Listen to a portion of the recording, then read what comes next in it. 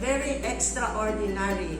It's because of the pandemic that we are in.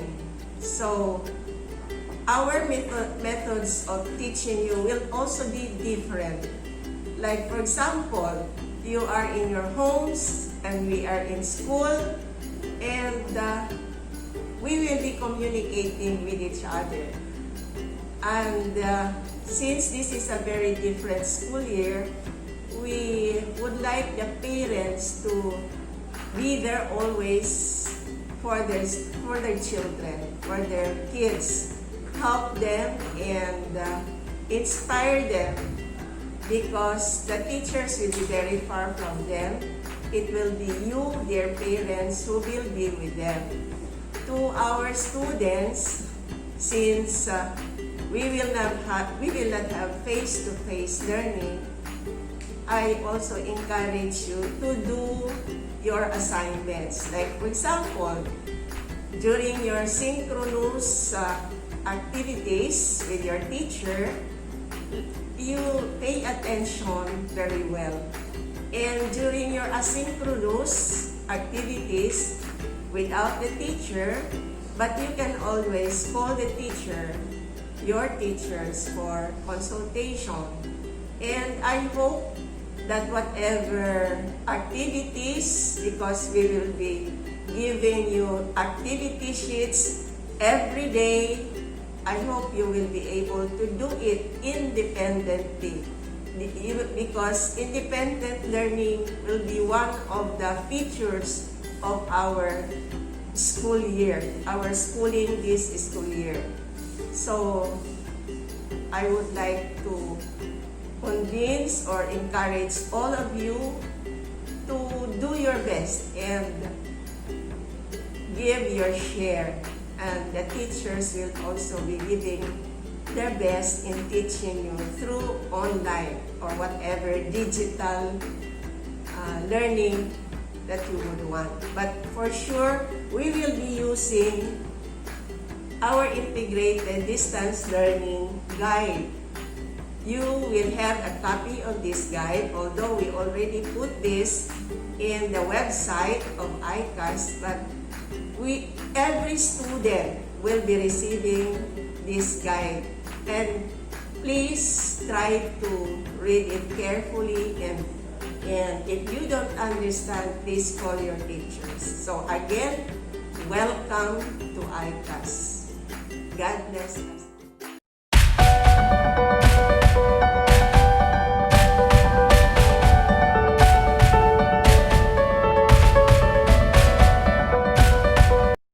Our institution responds to the call of this current pandemic situation and adopts an ICAS Integrated Distance Learning Guide for school year 2020-2021. This is an operational manual for teachers, parents, students, and ICAS community. The integrated distance learning is the use of online platforms and modules in the delivery of educational services. This is to ensure that we are prepared as an academic community to continue operations under any range of circumstances. It is our primary concern to serve our students by giving them holistic approach in learning efficiently and effectively, even amidst this crisis. Therefore, in this manual for school year 2020-2021, the parents and students will be guided by a number of modifications found in the different areas of concern: curricula, class schedules, student services, faculty, and staff.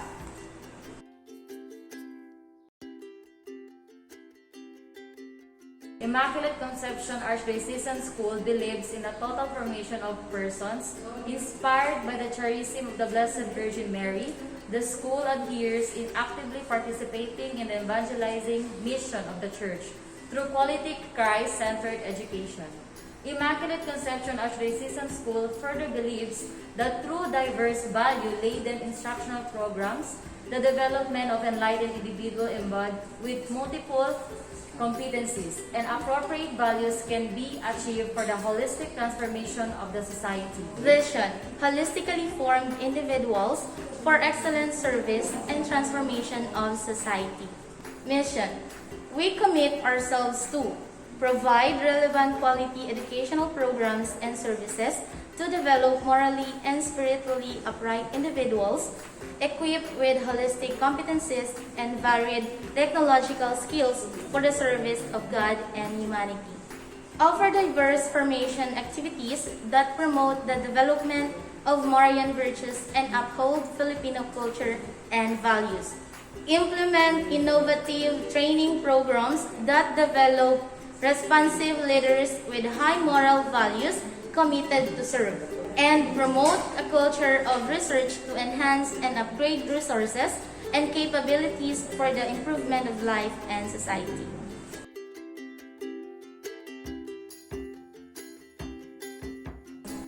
Goal: produce fully human, world-class, and God-loving professionals. Pursue quality, relevant, innovative, transformative programs and services aligned with international standards. Exercise focused instructional leadership and management.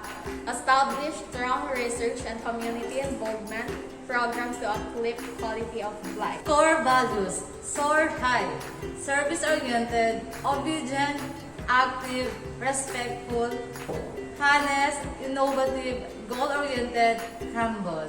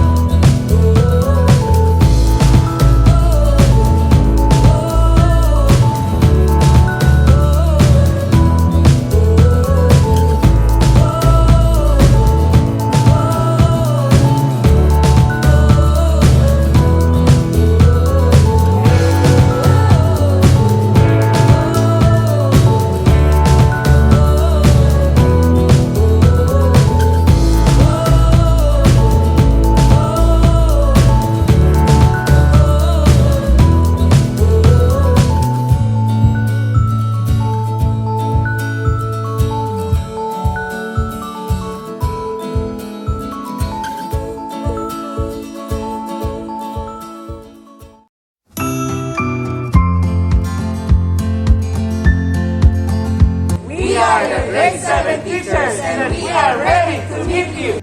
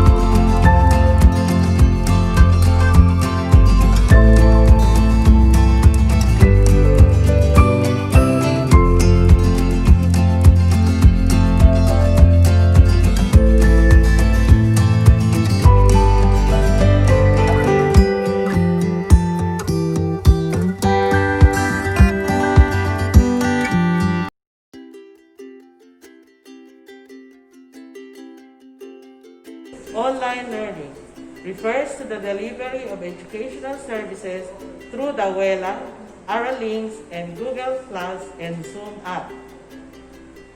Distance learning refers to learning modality that provide instructions outside of the classroom using modules and internet.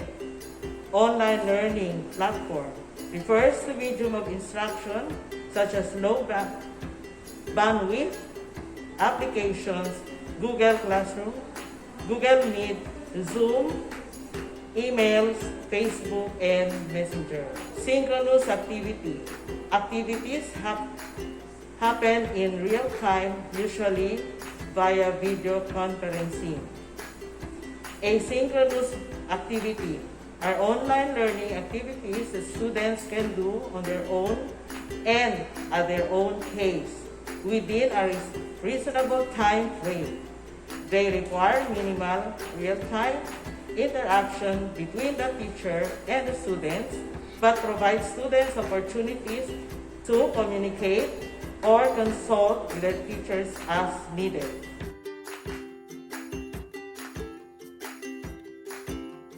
Distance learning features.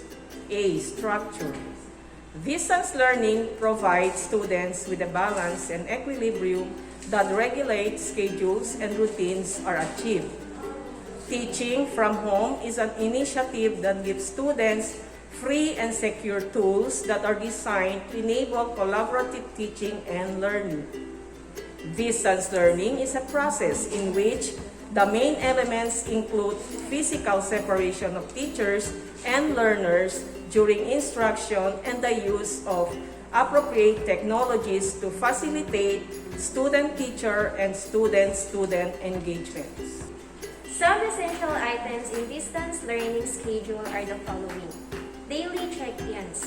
Every school day begins with a prayer, attendance, monitoring of students' well-being, and reminders. Academic distance learning time.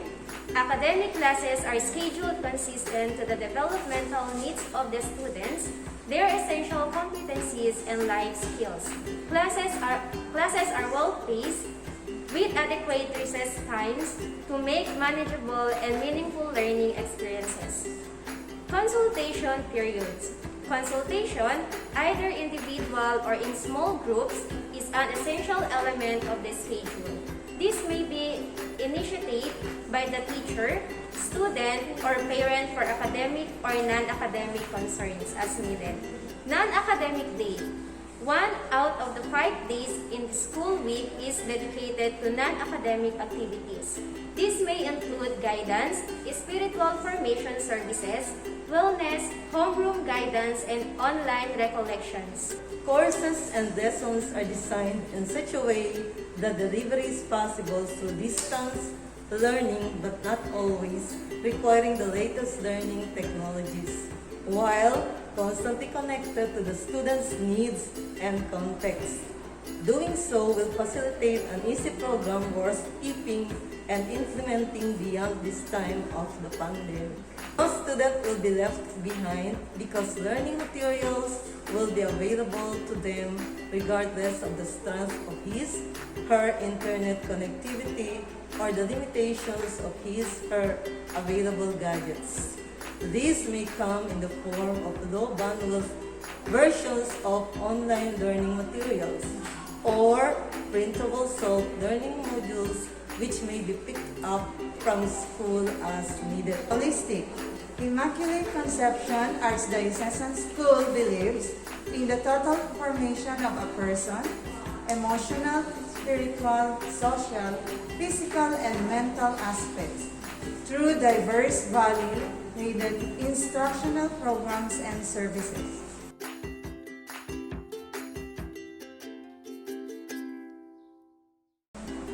Instructional program and academic program. Number 1 is content. Course content is streamlined to cover the most essential learning competencies or the MELCs as prescribed by the Department of Education and relevant life skills that respond to the needs and context of the students. Students will be exposed to critical reflection on their life experiences and lead them to self-actualization. Delivery of learning experience will be online and modular forms, where each module corresponds to a particular competence. A suitable form of assessment will be provided at the end of every module or set of modules to assess understanding and demonstration of competencies prior to moving to the next module. To maintain equilibrium on students' time and effort, exploring possibilities for collaboration, maximizing learning opportunities, integrating and assessing contents across disciplines will be employed. Periodic and consistent feedbacks will be supplement of attainment of learning objectives. Grading system. Academic marks are simplified to focus on evidence of learning rather than to give a numerical measure of students' performance. As such, every grading period, students will be given non-numerical or qualitative academic marks, which is passed or failed. That reflects to their degree of mastery of the competence of each course. More detailed school-specific grading policies, specifically kinder, grade 6, grades 10, and 12, will be communicated to students and parents at the beginning of the school year during the orientation program. Students will also be given feedback in terms of effort and their conduct in the online courses based on their portfolio.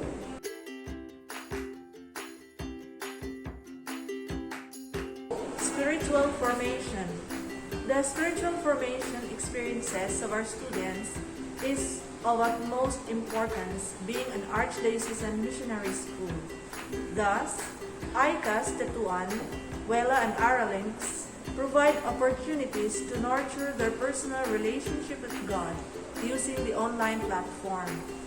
Such opportunities include scheduled online masses by department, school community-wide masses for special occasions like Marian feasts and solemnities, Teacher's Day, Director's Day, formation modules on prayer and spirituality, recollections, examinations of conscience, Marian devotions, and daily prayers.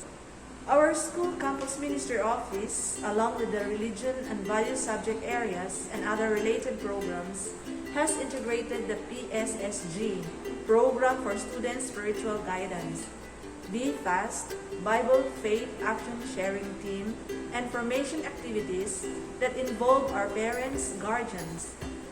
We believe that faith experience give more meaning to life when it is shared. ICAS education is holistic education to develop students as well-rounded individuals. The local school consistently provides opportunities to discover their potentials by participating in clubs, organizations. These co-curricular activities may be both synchronous and asynchronous, which will be shared through the online platform during a designated activity period once a week. These student activities are not only designed to develop the students' level of competence in other areas of interest, but also nurture their development as dynamic agents of change. Okay na, Miss. Homeroom guidance. Class advisors will continue to live out the school's core values as they monitor students' progress and well-being. The class advisors will closely coordinate with students and, as needed, collaborate with their parents and giving reminders, following up homeworks and other requirements, and scheduling consultation requests, among others. Discipline. The use of technology offers vast opportunities that calls for a strong moral direction in our students. We must instill discipline, demand good character, and oversee their growth as responsible, honest, and respected persons. The feedback mechanisms regularly available to the parents, guardians, and significant others will help the school and home achieve the aforementioned. As a guide, a set of school policies and guidelines that adapt to the new mode of delivery will be implemented this school year. The Health and Wellness Services personnel focus on the promotion of physical and mental well-being of students. They will implement distant continuity health care, health awareness, and resilience strategic plan to adapt the new normal through online health and dental consultation, online dissemination of health information, links with the DOH program, referral to the family's physician or specialist for treatment. Furthermore, the Health and Wellness Services personnel will provide regular health bulletins, digital information, boards, and skills training session for the members of the community to help everyone acquire the necessary health and safety habits via online. Services, ICAS Online Library, Facebook page. Virtual library service allows the faculty and students to borrow books that are available in the campus library by filling up a Google form. For non-contact, we will devise a book pick-up and book drop mechanism. Each student will be provided with an account to access the e-books. Faculty will have access to e-books and electronic materials through Google Drive. Okay. One kita, ma'am. Library staff will, number 1, a set of policies for borrowing and returning books, set fines for mishandling, overdue, lost, or worn out pages. Number 2, produce a master list of all students and faculty with their respective library ID numbers or school ID number for proper monitoring. Number 3, appoint one online moderator for answering queries through Facebook chat. Consultation time is 9:30 a.m. to 10 a.m.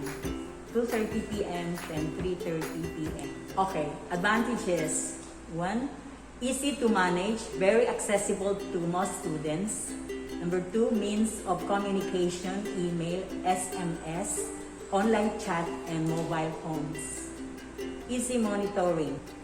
The guidelines. Number 1, student or faculty must first fill up a Google form. Number 2, library staff will assess the form if the needed book is available in the library. If unavailable, the borrower will be contacted. Number 3, pickup dates depend on the availability of the books.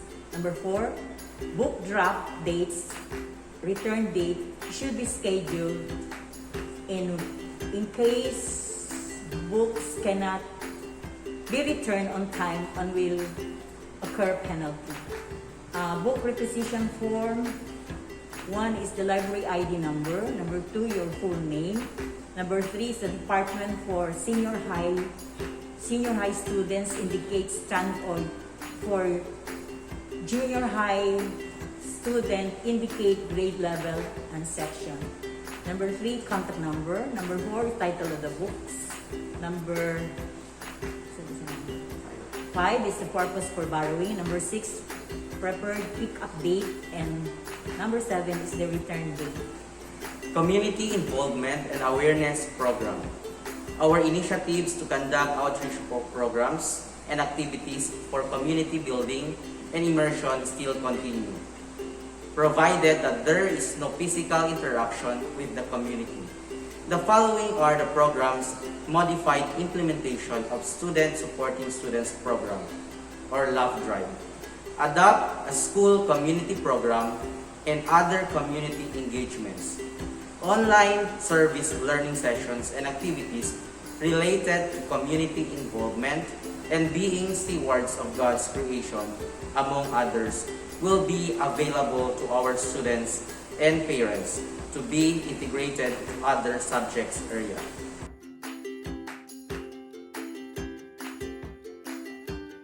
Etiquettes for distance learning. The merit system. Learners who violate any of the virtual learning policies will be given 10 demerits. The demerits will be converted into a point system in which it will be deducted from their final grades. For the virtual learning policies, we have number 1, which students are responsible for proper behavior. During online classes, learners are expected to behave and be a responsible individual. Always courteous towards their teachers and avoid silly behaviors that disturb the virtual learning environment during online classes. Number 2, we have the dress code. Students during online classes must wear proper attire. Examples, dressed in revealing clothes and dressed in clothes with inappropriate sayings and designs are not allowed. Number 3, we have good grooming. Letter A. During online classes, combing of hair both for boys and girls must be observed. Letter B, wear properly ironed clothes. And letter C, girls must properly arrange their hairs and if necessary, to wear a headband, they may do so. Number 4, integrity and authenticity of student work. Do not copy, cut, or plagiarize internet content or the work of other learners. Copying knowingly, allowing others to copy from you, and or misusing the internet content will not be allowed and will result to failing marks. Number 5, we have the bullying or harassment. Sending or posting discriminatory, harassing, or threatening messages or images is prohibited under the Republic Act number 10627 or the Anti-Bullying Act. Number 6 best. 6 to 9. Number 6, stealing. Using or disclosing someone else's code or password without authorization. We have number 7, defamation. Sending or posting messages that defame or slander others. We have number 8, which is the indecent activities, participating in the viewing or exchange of pornography or obscene materials. And last, for number 9, disobeying rules. Disobeying rules of the specific virtual learning classroom or leaving or going away without the teacher's permission or cutting of classes and etc.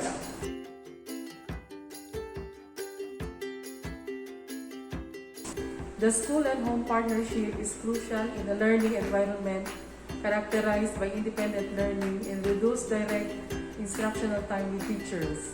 For parents, guardians, significant others largely contribute to the success of online learning by providing a home environment that is safe, conducive, and beneficial to the holistic growth of our learners. Parents, guardians, significant others may help in a meaningful way to establish the following routines. 1. Continue waiting hours just like in a regular school day. Attendance will be checked every period. 2.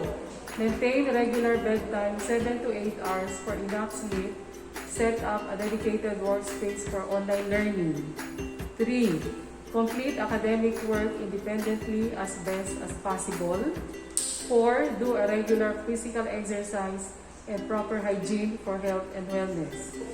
Parents, guardians, and significant others should also closely monitor and check their children's or ward's daily activities and progress. The school recognizes that families have different living conditions and varying resources available at home. The household does not have access to computer devices or Wi-Fi. The student has technical difficulties or questions related to hardware and software platforms. Or the student is unable to engage in digital work due to sickness or power or internet disruption. Parents, guardians, and significant others are urged by the school to disclose issues, concerns, problems to class advisor.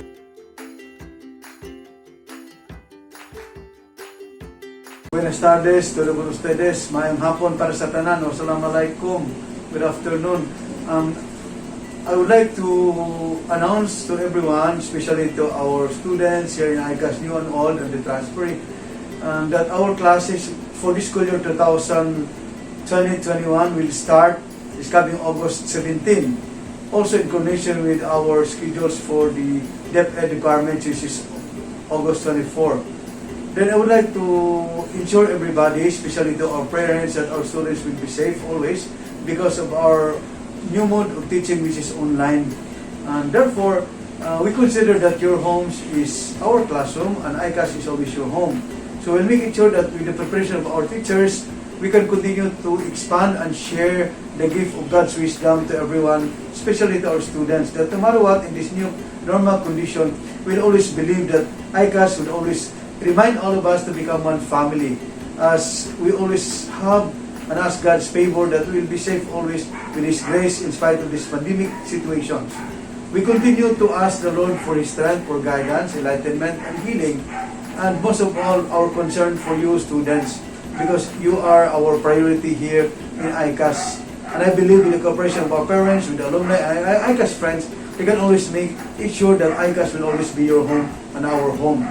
Of course, we consider this time so hard, and yet we always allow ourselves to respond to the needs in the silent times by reaching you out. I hope and pray that all of us will also cooperate with our teachers and non-teaching staff, that we can continue to expand the grace of the Lord through this wonderful moment that we share His blessing at all costs, specifically in our academic realm, that studies will always be there. Please include us also in your prayer, and at the same time, we ask you to be more at home with our situations, and yet to continue to follow the protocols so that we can share the best of health. As ICAS hashtag would say, I care and share. Buenas tardes, and again, thank you so much and most welcome to this new school year.